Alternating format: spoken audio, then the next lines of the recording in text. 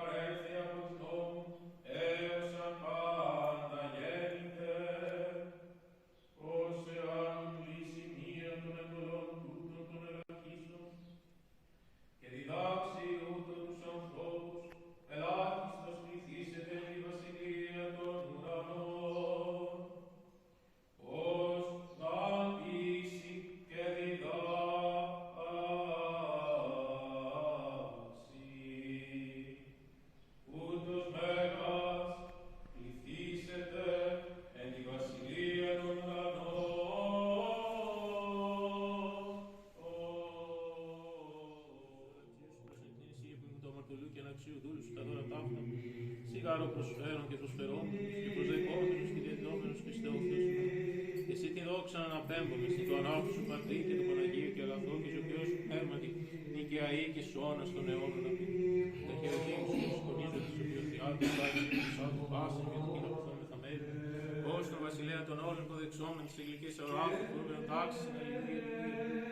Τα χειροκίνη σου σκονίζοντες και τους οποιοθιάτης, άγιον και τους άλλους πάσιν για την κοινό που θα μεθαμέλει. Ως τον βασιλέα των όλων υποδεξόμενων της εγγλικής αοράδου, φορούμενο τάξης, αλληλούια, αλληλούια.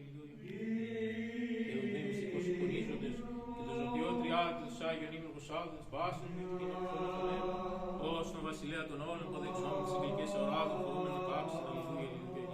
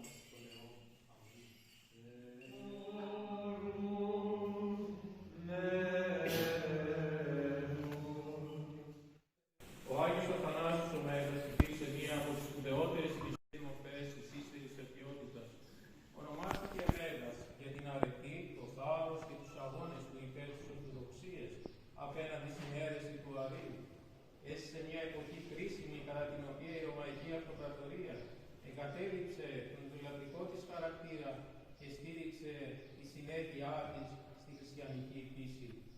Οι οικουμενικές και τοπικές σύνοδοι της εποχής αυτής καθόρισαν τη δογματική παράδοση και την εσωτερική οργάνωση της Εκκλησίας.